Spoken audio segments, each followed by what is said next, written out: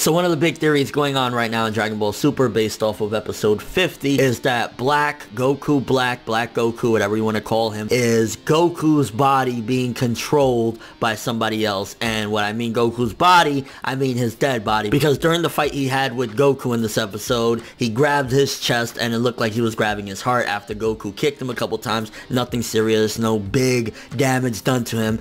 But to be honest with you, it seems unlikely. I think one of the things that was bothering Black in this episode was the fact that he was getting dragged through the time portal. I don't think it was really his heart. I mean, that could be a possibility, but then you got to think, okay, how could it possibly be that the body is alive, but at the same time still going through the same problems that it had prior to, you know, Goku dying? And if it's due to the Dragon Balls, you know, it can't be done because the Dragon Balls cannot revive somebody, if I'm correct, that died of natural causes. So automatically Goku dying of a heart disease, he can never be revived again. So you got to think, if the Dragon Balls can't revive him, then it could be that maybe there's a Kai of life and death, something along the lines of that, and maybe it could revive the body, but at the same time it still go through the same problems, and maybe somebody inhabited the body. I mean, it's safe to say that that's not Black's body. It's not Black's body at all, because he said it's an honor to fight you using this body, so it's definitely not Black's body. I mean, Black could possibly be something along the lines of what Ginyu could do, where Ginyu could take over bodies, but still it would have to be explained, how the hell is Goku's body alive again? You know, how is it functioning? And with that heart thing, it could possibly be, or it could be something else. Like right now it's still a huge mystery. I'm leaning more towards it's not necessarily the same body of Goku's when he died of the heart disease, because again, it would have to be some sort of Kai that has some magical powers or another type of ring, or maybe he snatched that body from another time period, because we see in this episode as well that that ring can go through different time periods. So maybe he used that ring, whoever he is, and went to another time period, grabbed Goku's body and did that. But it also could very well be that he went and grabbed Goku's body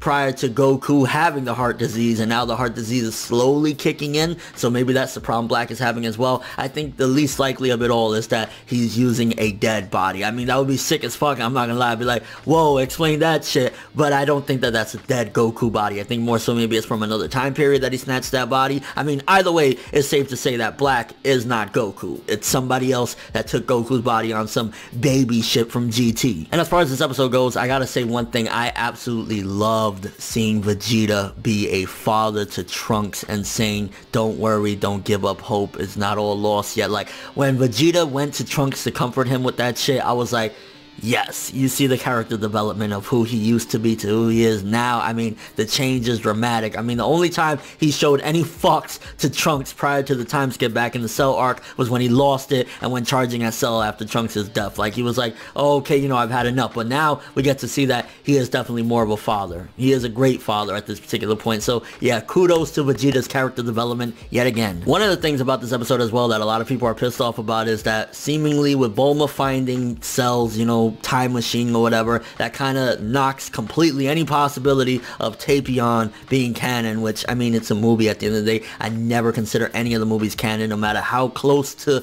being canon they may feel. They're not, because if I'm correct, Tapion took Cell's time machine to another time dimension, unless that was already Tapion's time machine or whatever. I can't really remember, but a lot of people were arguing about that back and forth. I mean, again, it was a cool thing with having Tapion and him giving Trunks a sword and shit like that, but yeah, it's not canon, so there's no need to be angry because it was never part of the main continuity to begin with. I guess another curiosity is how the hell did Black get that ring? Is he himself a Kaioshin? Did he kill a Kaioshin and take it? Like, who is this dude is one of the big questions, of course, that everybody keeps asking. And before he left, he made sure to destroy Trunks' time machine, so he definitely don't want any interruptions in his plans of, like, just destroying the world, because he knew that, hey, if Trunks or one of these people come to my time period, they're gonna fuck me up. And last but not least, the last part of the episode with Mai still being alive, it definitely makes me feel as though there's gonna be some time travel happening. I don't know with everybody or with who, but some people are gonna be time traveling, because why else would you revive Mai unless we want to just see some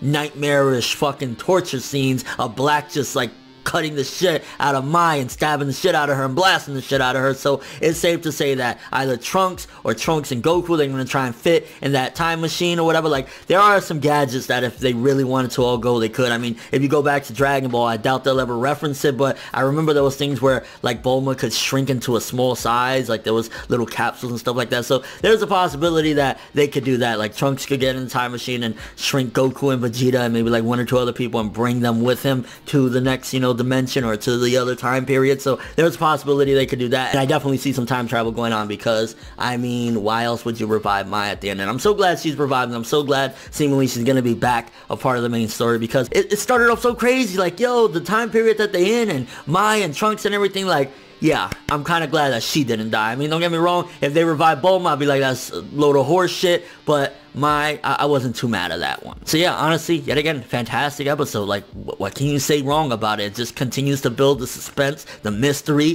Goku versus Black. I mean, don't get me wrong, I'm pissed that Goku didn't just go all in Super Saiyan Blue on Black's ass, but it was still pretty fucking hype. So yeah, honestly, 8.5 to a 9 yet again. It's just Dragon Ball Super right now is on fire, and I really hope it stays this way because it's just been phenomenal. But let me know what you guys think though. First of all, big question on the theory, is Black Goku's dead body being controlled by somebody else? Do you think he swiped Goku's body before it had the heart virus in another time period? How did he get his hands on that ring? Are you yay or nay about Mai still being alive? Your thoughts on Vegeta being a real fucking father and actually comforting Trunks during his time of need? And your overall thoughts on this episode yet again. Honestly, Dragon Ball Super just fucking amazing. But thanks for watching. Hope you enjoyed. If you liked anything I had to say or enjoyed the video, drop me a like. I'd greatly appreciate it. And if you want more from me, make sure to subscribe. Follow me on Twitter, Instagram, and stalk my Facebook to get more when the video ends. I'm ForneverWorld, and as always, people, have an awesome day.